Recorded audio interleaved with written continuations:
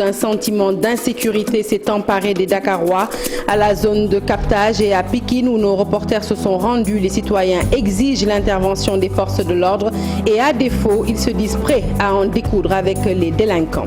Inquiet par la montée en puissance de la violence, le Forum du justiciable tire la sonnette d'alarme.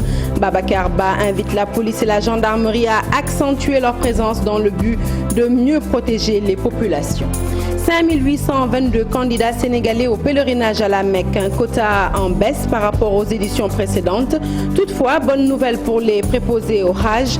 Les forfaits mis en place par la délégation au pèlerinage ont été revus à la baisse. De 4,2 millions, ils passent à 3,9 millions. Le délégué au pèlerinage, Abdoulaziz Kébé, s'exprime au cours de cette édition. Voilà pour les titres. Le développement, c'est tout de suite.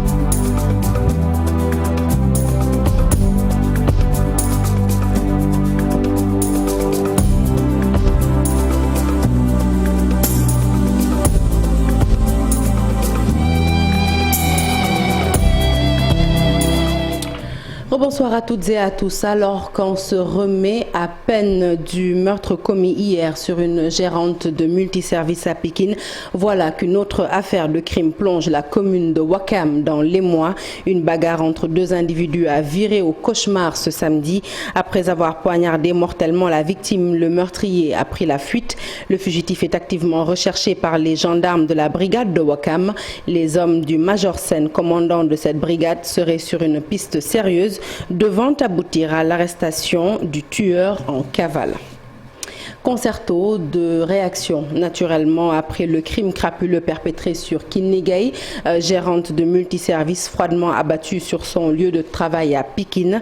Ses voisins et ses proches exigent des sanctions fermes à l'encontre de son bourreau qui est toujours en cavale et nous n'excluons pas d'y revenir certainement avant la fin de cette édition. Le Forum du justiciable constate avec beaucoup d'inquiétude l'accroissement de la criminalité à Dakar. Face à la recrudescence de cette délinquance urbaine qui se décline sous diverses formes, l'organisation invite la police et la gendarmerie nationale à accentuer la prévention en multipliant les patrouilles et cela pour mieux garantir la sécurité des personnes et des biens. Babacar Ba du Forum du justiciable est joint par Chérif Dia. Alors aujourd'hui, il faut quand même reconnaître que la criminalité est en train de prendre des proportions vraiment inquiétantes ici à Dakar. Une criminalité qui se manifeste sous plusieurs formes. Tantôt, c'est des citoyens qui sont agressés en plein jour et dépouillés de leurs biens. Tantôt, c'est d'honnêtes citoyens qui sont agressés et tués à la fois, soit chez eux ou bien dans le lieu de travail. Hier, vous avez vu à Pikine une jeune femme qui a été agressée et tuée dans des conditions atroces dans son lieu de travail, ce qui est très grave. Ce qui fait qu'aujourd'hui, le sentiment d'insécurité est le sentiment le mieux partagé. Les citoyens sénégalais ne se sentent plus en sécurité. Ils ont même peur de sortir en plein jour, ce qui est très grave. Alors je pense qu'aujourd'hui, il faudrait que l'État du Sénégal, ceux qui nous gouvernent, prennent cette question en main pour apporter le plus rapidement des solutions. Mais également pour éviter qu'on en arrive à une justice populaire. À la police et à la gendarmerie nationale, il faudrait qu'ils mettent l'accent sur la prévention en multipliant les patrouilles dans les zones où l'insécurité se fait sentir. Donc il faudrait que les patrouilles soient multipliées pour mieux garantir également la sécurité des personnes et des biens. Et vous venez d'entendre Babacar Ba parler d'une justice populaire justement à la zone de captage. Une semaine après une agression commise en plein jour, les populations se mobilisent. Elles réclament plus de sécurité dans le secteur, sans quoi elles se réservent le droit de se faire justice. Nous écoutons Betty Dien, habitante de la zone de captage, dans ce reportage signé Mambiram Diouf. Il n'en peut plus de vivre dans la crainte. Les agissements des malfaiteurs hantent ces habitants de la zone de captage dont leur localité est devenue un repère des bandits. Le dernier événement en date pour rappel dimanche dernier, un jeune agressé à bord de sa moto. Nous ne pouvons plus supporter cela de vivre de manière permanente dans l'insécurité. Peur de sortir chez soi par crainte d'être agressé. Sans accompagnant, difficile d'être seul dans la rue. Imaginez-vous, le matin, tu es au travail, tu n'es pas tranquille parce que tu as laissé ta maison derrière. Il n'y a personne qui peut te dire que, t'assurer que je peux sortir de cette cité-là le soir, revenir le soir et trouver intacte ma maison ou bien ma famille. Trop c'est trop, assez donc pour qu'ils expriment leurs craintes et demandent plus de sécurité. Président de la République. Nous interpellons le président de la République pour qu'il règle ce problème d'insécurité. Peut-être que sécurité ne peut pas avoir à 100%, mais qu'on ait le minimum. Parce que quand vous regardez dans le quartier, il y a une multitude de voitures qui sont en panne. Donc le soir, il y a des agresseurs qui rentrent dans ces voitures-là et que il suffit que tu passes. Donc nous, on n'ose même pas sortir pour faire nos besoins. L'insécurité grandissante installe chez les populations une situation inconfortable de vaquer librement à leurs occupations. On en sait un peu plus sur le mobile du crime de la jeune Fatou Baldé Diop, une compatriote établie au Maroc et sauvagement assassinée par son mari. Un mari d'une jalousie excessive qui, depuis la naissance de sa fille, âgée aujourd'hui de 3 ans, accusait sa défunte femme d'adultère. Malgré toutes les preuves fournies par cette dernière, parmi lesquelles un test ADN prouvant bel et bien qu'il est le père de l'enfant, eh bien, ça ne l'a pas empêché de commettre ce 20 mai l'irréparable. Une information provenant de nos sources établies au Maroc. Dernier hommage de l'Assemblée nationale à Marie-Joséphine Diallo. Députée, membre du gouvernement et proche de la défunte ont salué la mémoire d'une dame brave qui toute sa vie durant a servi la nation. Marie-Joséphine Diallo repose désormais au cimetière de Bel-Air. Le détail, c'est avec Pape Farahing.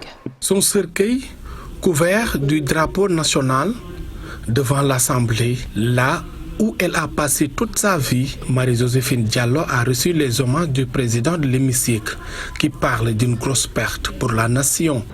J'ai dit pendant 10 années que nous avons travaillé ici à l'Assemblée nationale ou dans des délégations à l'étranger. Jamais je n'ai eu, moi, à lui faire le moindre reproche sur sa manière de travailler, de penser, d'obéir et sa manière de pratiquer la loyauté, la générosité, l'intelligence, l'altruisme, mais dans une fermeté remarquable, parce que jamais elle n'acceptait que l'on marche sur les principes. Une femme juste, non partisane, pétrie de valeurs et partie à jamais, un vrai commis de l'État. L'Assemblée nationale vient de perdre une personne irremplaçable. Ça, je vais te le dire. Parce qu'elle a été une maman ici. Elle a été une sœur, une mère. Elle a été quelqu'un qui arrivait à gérer tous les humeurs de tous les députés. À chaque fois, bu jaxasoo masaana am ci assemblée nationale mu daal di ñuy génneel article bi nga xamante ne mooy lijjanti mbir mi wax ko président su président waxee nun ñu xool su fekkee dëppoo na ak nun li nu xam ñu d'accord bu ñu liwul ñu taxaw mais daal nit la woon koo xamante ne amul woon xameewul woon député opposition ak pouvoir moom li mu xamoon mooy liggéeyam. Voilà une Sénégalaise qui n'a jamais pris la carte d'un parti politique. Joséphine, jusqu'à sa mort, est restée apolitique, mais patriote. Et c'est ça qui est remarquable. Une travailleuse dévouée à la tâche avec la maîtrise des textes. Les députés sont convaincus que l'ex-secrétaire général de l'Assemblée nationale laissera un grand vide derrière elle. Moi, je l'ai connue en 2017, mais je pense et je peux dire que l'Assemblée a perdu. Mais au-delà de l'Assemblée, le Sénégal a perdu une dame de valeur, une grande dame qui est discrète, loyaliste, une dame qu'on ne peut pas qualifier. Vraiment, il nous manque vraiment les mots pour qualifier cette maman. Depuis 1998, nous ne nous sommes jamais quittés. Elle a été pour moi une grande sœur, une amie, une confidente. Marie-Joséphine Diallo était une grande dame. C'était l'icône de l'Assemblée nationale. Après les vibrants témoignages des parlementaires, la dépouille portée par les scouts est acheminée à la cathédrale de Dakar pour la messe avant d'être enterrée au cimetière catholique de Bel-Air. Un seul forage pour alimenter 56 villages. Ça se passe à Kolda, dans la commune de Fafakuru. Les populations des éleveurs en grande majorité éprouvent d'énormes difficultés à accéder à l'eau potable et à abreuver leurs cheptels. Ils sollicitent l'aide de l'État, mais aussi et surtout des bonnes volontés. Abdoulaye Diallo. Ces 56 villages, la commune de Fafakuru ne compte qu'un seul forage et ce dernier est en panne depuis des années, d'où les difficultés que vivent ces populations pour accéder à l'eau potable. C'est de tout faire pour que Fafakuru vraiment soit rendu justice. Pourquoi?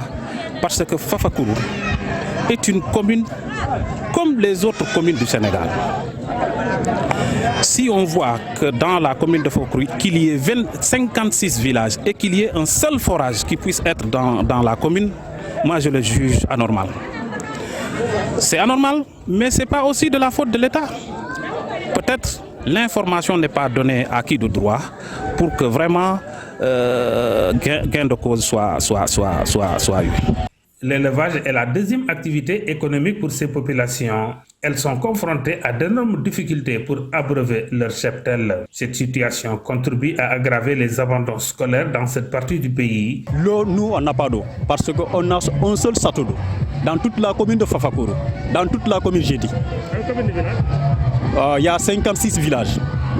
Dans ces 56 villages, il y a un seul village qui a un forage. Dans les 56 villages. Vous voyez, moi, en tant que représentant de jeunes, chaque fois, je vais dans des associations de la jeunesse. Mais vous allez trouver dans des villages reculés. Pour avoir de l'eau, c'est des problèmes. C'est de la croix et de la bannière. Les jeunes qui devraient aller à l'école, ils ne vont pas à l'école. Parce qu'ils ne peuvent pas laisser leurs vieux de venir sous le soleil donner ces animaux-là à quoi boire. Donc ces jeunes-là seront obligés de laisser l'école et s'occuper des animaux. Il lance un appel à l'État pour une solution face à leurs problèmes d'eau. On demande vraiment qu'on nous aide de l'eau. Notre problème crucial, c'est de l'eau. Deuxième problème, c'est le réseau. Troisième problème, c'est les infrastructures routières. On a ces problèmes-là énormément. Ça, ce sont des problèmes énormes. L'accès à l'eau potable est une des priorités de Serigne Faye, le nouveau maire de la commune de Fafakuru, dans le département de Médina Yoro Foulah. Il se réclame également membre fondateur du Benno Bokk Yakaar dans cette localité. Et la machine semble inarrêtable depuis qu'une rumeur a prêté à la Fondation Servir le Sénégal de faire une opération géante de dons pour la Tabaski. Nous avons cherché à remonter la source de cette information et surtout cherché à savoir comment la Fondation va gérer les centaines de milliers de demandes reçues en l'espace de 3 jours. Le point, c'est avec Abdoulaye Cissé. Les plaisantins ont joué avec la vulnérabilité de nos concitoyens. Et c'est connu, en matière de canular, plus c'est gros, mieux ça passe. La Fondation n'a jamais fait d'appel. C'est venu des réseaux sociaux, un message qui a circulé et qui a finalement fait son effet. On se demande si c'était de bonne foi ou si c'était un coup de sabotage. Mais en tout cas, ça a créé un rush devant le secrétariat général de la présidence de la République et devant la fondation de la Première Dame, la Fondation Servir le Sénégal. Le dilemme n'est cornélien pour la Fondation Servir le Sénégal. Démentir, c'est décevoir les centaines de milliers de Sénégalais dans le besoin. S'engager dans le traitement des dossiers, c'est constituer un appel d'air pour plus de demandes encore. La Fondation est débordée, mais la consigne de la Première Dame est claire. Traiter chaque demande et au cas par cas.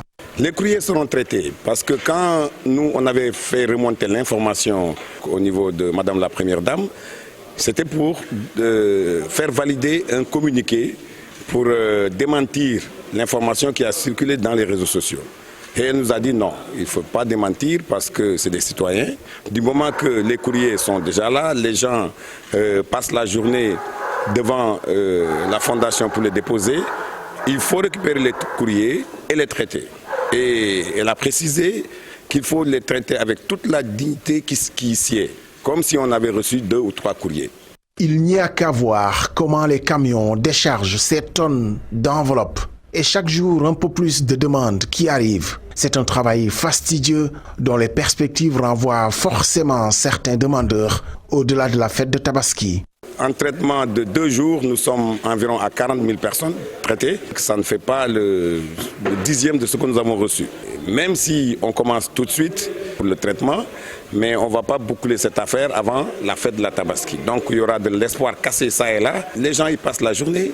On aurait même pu leur envoyer des sandwichs. Mais si on le fait, c'est comme si on appelait les gens à venir davantage. Il y a un camion qui est en route. Et ce camion ne concerne que la journée d'aujourd'hui. Donc vous vous rendez compte? Ce qui est traité aujourd'hui tourne autour de 40 000 demandes. Si on fait un calcul rapide, à concurrence de juste 25 000 francs par demande, vous êtes à 1 milliard. Et ça ne fait même pas le 5e de ce que nous avons ici, compte tenu du camion qui est en route et qui s'achemine vers nous. En définitive, demandeurs et donateurs ont un dénominateur commun. Tous deux sont victimes de ce qu'on appelle les réseaux sociaux. Le quai de pêche de Mbour, doté d'une nouvelle chambre froide, ce réfrigérateur qui fonctionne au solaire, va améliorer les conditions de stockage des mareyeurs. Ces derniers se réjouissent de ce don offert par l'Agence nationale de l'énergie renouvelable. L'institution prévoit de distribuer près de 145 chambres froides à l'échelle territoriale. Les détails, c'est au micro d'Abdourahmane Diallo. Venu aujourd'hui inaugurer la chambre froide solaire installée par le Valorem qui sera utilisée pour la conservation de produits halieutiques, principalement du poisson. C'est un projet qui a été initié depuis très longtemps. Aujourd'hui, cette chambre froide va permettre aux pêcheurs installés dans ce quai de pêche de pouvoir conserver les poissons et de réduire les coûts de revient du poisson. Parce qu'effectivement, le problème c'est que soit ils ont un problème de conservation du poisson, nous avons tout assisté à cela. Ce qu'ils faisaient, c'est acheter de la glace pour conserver le poisson. Et malheureusement, ce n'était pas une très bonne conservation. Quand vous entrez dans la chambre froide, vous allez vous rendre compte qu'il y a d'abord assez d'hygiène, c'est très propre, et ensuite c'est très fonctionnel. Je crois que le premier problème qui sera réglé, c'est le coût de conservation du poisson. Et ensuite la disponibilité de outils comme ça qui fonctionnent avec une énergie propre et gratuite. Nous allons installer environ 145 chambres froides solaires à travers le Sénégal, dont les 100 vont servir à conserver les produits agricoles, des produits agricoles. Les 30 seront installés dans des quais de pêche pour des produits halieutiques et les 15 seront installés au niveau des départements où il y a une sous-production de lait. Ce sera donc pour la conservation de lait. Si vous désirez effectuer le pèlerinage à la Mecque, eh bien sachez que les inscriptions démarrent ce lundi au hangar des pèlerins. Particularité de cette édition 2022, la diminution du quota attribué au Sénégal. Au total, 5 822 pèlerins seront autorisés à s'acquitter du 5e pilier de l'islam. La délégation générale au pèlerinage va se charger de convoyer 1500 préposés au Hajj. Le reste sera l'affaire des voyagistes privés. Autre constat, le package qui concerne frais de voyage et séjour est revu à la baisse de 4 200 000. Il passe à 3 900 000 francs. Des précisions apportées par le délégué au pèlerinage Abdoulaziz Kébé que je vous propose d'écouter dans ce reportage signé Hassan Ba et Mohamed Dian.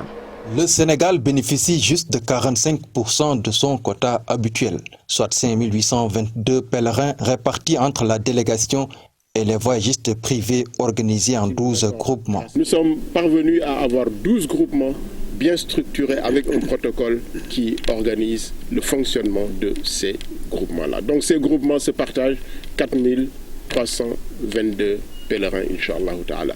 Beaucoup de changements dus à la pandémie de Covid-19. La délégation anticipe en attendant d'obtenir toutes les informations concernant la Hajj édition 2022. À partir de ce lundi, le processus va démarrer. Nous sommes à 1 mois et 15 jours du pèlerinage. Et nous commençons les inscriptions lundi. Les années précédentes, en ce moment-là, on avait tout terminé, on avait tout bouclé. Mais c'est spécifique parce qu'il y a des informations qui ne sont pas de notre ressort et qui sont fondamentales, et qui nous parviennent de l'Arabie Saoudite. Toutes les opérations vont se faire ici, au hangar de pèlerins.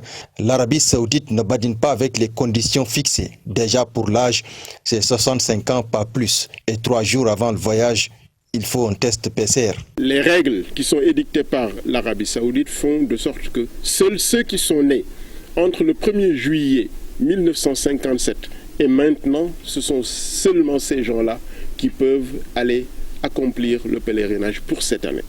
L'autre élément, c'est le test PCR avant le voyage.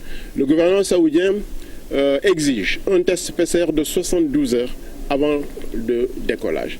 Ce test PCR n'est pas une exigence du gouvernement sénégalais, c'est une exigence du gouvernement saoudien.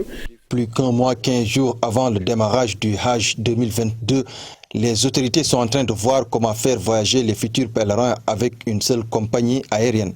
La date du premier vol n'est pas encore retenue et le package est revu à la baisse, 3 900 000 au lieu de 4 200 000 francs CFA. Parlons à présent de la Biennale des Arts, le Dakar qui bat son plein et qui est aussi une occasion de poser le débat autour des questions liées aux propriétés intellectuelles. Une rencontre d'experts a porté sur le droit de suite des artistes. Ce droit accorde en effet aux artistes une part du gain lorsque leurs œuvres sont revendues par des professionnels du marché de l'art. Dans la foulée, un prix honorant le sculpteur Ousmane Sow célèbre le travail artistique et esthétique de ce monument de la culture. Les détails, c'est avec Ibou Diouf. Cet homme est connu dans le domaine de l'art, de la sculpture en général. Ousmane Sow a un prix à son honneur. Il s'agit du droit de suite. Abdoulaye Ka est le regagnant. Je dirais tout simplement que je me sens vraiment honoré d'avoir été l'artiste qui a été choisi, en tout cas pour la première fois pour recevoir le prix Ousmane Sow. Pour vulgariser en tout cas ce droit, je crois que c'est un combat. Le prix Ousmane Sow pour le droit de suite est une initiative pour insister sur l'importance de ce concept. Une œuvre d'art, n'est-ce pas? Donc c'est un droit à participation sur le produit même de la vente et qui s'opère à partir de la première vente. Donc ce n'est pas la première fois qu'un tableau ou une œuvre qui donne prise à un droit de suite a été vendu comme peut l'invoquer, mais c'est à partir de la revente des sessions qui vont suivre, ou bien dans un lieu où effectivement la transaction a fait l'objet d'une matérialité au plan juridique et qu'on puisse disposer de toutes les références de l'acquéreur. Le droit de suite pour aider les artistes à suivre également et l'évolution de leur créativité. Le but, c'est de sensibiliser les artistes à se rapprocher.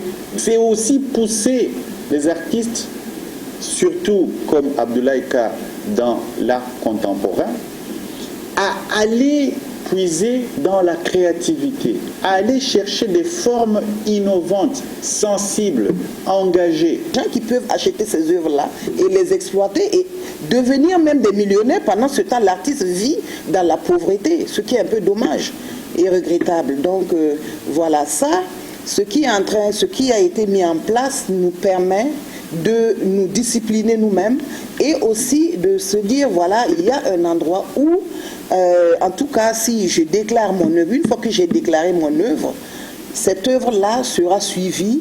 Le CISAC s'est associé au Salon des arts visuels de Dakar et au gouvernement du Sénégal. Objectif, lancer le prix Ousmane Sow du droit de suite. Abdoulaye Ka est le premier lauréat. Hors de chez nous, l'extrême droite française s'en prend à Pape Ndiaye, nommé ministre de l'Éducation nationale et de la jeunesse. L'ancien président de SOS Racisme dénonce ces attaques et salue l'arrivée de cet historien de renom au ministère français de l'Éducation.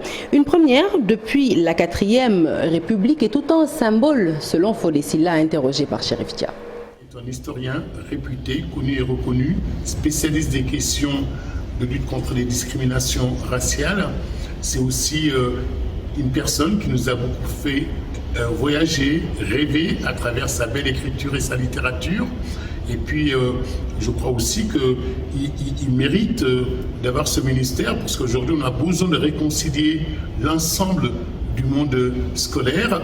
Il a un passé de militant comme étudiant à l'UNEF. Donc je pense que nous avons là la personne la mieux placée pour pouvoir diriger ce ministère et s'il fait toute notre fierté. Après, vous savez, les réactions de l'extrême droite française sont attendues. On connaît la famille Le Pen, on connaît les sourires forcés de Marine Le Pen, parce que derrière ça, c'est toujours la même vision d'une société fermée, étriquée, qui ne voit le monde qu'à travers des barrières, qu'à travers des barbelés qu'il faudrait ériger, voire des murs. Vous savez, la caravane du monde. Actualité sportive à présent et ça démarre avec du foot et la 23e journée de la Ligue 1 qui se poursuit ce dimanche avec 5 rencontres au programme.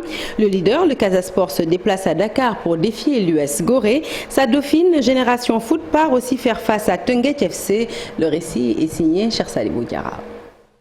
Le Casa Sport, leader avec 5 points d'avance sur son premier poursuivant, se déplace ce dimanche chez US Gorée lors de la 23e journée de la Ligue 1.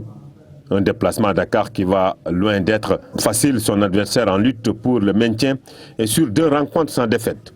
La Dauphine Génération Foot a aussi un voyage difficile à négocier. L'académie de Denis Biranda va défier à Rufisque Teungueth FC, le champion sortant qui reste sur 3 matchs sans défaite, 2 victoires et un nul. Autre rencontre qui vaudra le détour, Djambar de Sali qui reçoit AS Pikine, 2 clubs au ventre mou du classement avec le même nombre de points, 30. Toujours ce dimanche, Seneps Excellence de Thiès, premier non relégable, accueille AS Douane. Les 2 équipes restent sur une défaite. Niambour de Louga, premier non relégable, reçoit la Linguère de Saint-Louis pour un derby du Nord qui vaudra son pesant d'or. Ouverture de cette 23e journée, ce samedi, Guédiawaye FC a tenu en échec ASC Jaraaf sur le score d'1 but partout. Au même moment, Dakar Sacré-Cœur, Bambour, Petite Côte, 1-0 pour s'éloigner un peu plus de la zone rouge. Et pour les résultats des matchs, sachez que Guédiawaye FC et ASC Jaraaf ont fait match nul, 1 but partout. Dakar Sacré-Cœur et Mbour ont fait 1-0 donc en faveur de Dakar Sacré-Cœur. Le président de la Fédération Wallonie-Bruxelles en visite à l'Académie KN Foot de Fatick. Entre les 2 organisations, un partenariat scellé depuis l'année dernière, un partenariat qui vise une promotion du football féminin. Aminata Goudiaby. Créée en 2020, l'Académie internationale KN Foot de Fatick compte aujourd'hui 60 pensionnaires et 40 externats. Elle est en partenariat avec la Fédération Wallonie-Bruxelles dans le cadre du programme de formation et d'accompagnement des jeunes sportifs. Le ministre-président de la Fédération Wallonie-Bruxelles était en visite à Fatick. Mais ce qui est particulier et essentiel dans ce projet, c'est que c'est un projet qui allie le sport, mais aussi l'éducation et la formation. Et le sport et le football en particulier, parce que c'est un sport très, très populaire, est un facteur d'inclusion sociale. Voilà pourquoi la Fédération Wallonie-Bruxelles soutient ce projet dans le cadre de la coopération bilatérale avec le Sénégal. Dans cette convention, il est aussi question de promouvoir le football chez les jeunes filles. On a mis l'accent sur le handisport et le sport féminin. C'est un facteur d'inclusion, mais aussi pour les jeunes filles ici au Sénégal, un facteur d'émancipation. Je pense qu'il faut développer la confiance que les jeunes filles peuvent avoir en elles. Et pour élargir ses activités, l'Académie internationale KN Foot construit un stade pour ses pensionnaires. Le site situé dans la commune de Mbella-Kadiao a été visité. On a commencé les clôtures, on a acquis le terrain, donc on va mettre le football féminin au niveau du siège. Les garçons vont être vraiment logés à Mbella-Kadiao parce qu'avec les Jeux olympiques de la jeunesse, il y a aussi les jeunes qui doivent être formés pour prendre en charge la sécurité dans les stades et les activités sportives, notamment les stadiers. L'année dernière, rappelons-le, 6 pensionnaires de cette académie ont été admis au FC Standard de Liège pour un stage. 3 médailles glanées au tournoi international de Saint-Louis, dont une en or. Le judo mauritanien progresse et ambitionne de participer prochainement au championnat d'Afrique de la discipline. Les judokas mauritaniens réclament plus de soutien à leurs autorités. Le reportage est signé toujours Cheikh Salibou Diarra. Le judo mauritanien est confiant et ambitieux pour le futur. Avec des résultats probants lors de la 23e édition du tournoi international de judo de Saint-Louis, la Mauritanie démontre qu'il faudra compter sur elle dans les années à venir. Première fois qu'ils sortent dans une compétition internationale et j'ai amené 5 combattants, j'ai remporté 3 médailles, 1 en or et 2 en argent. Donc je suis satisfait vraiment.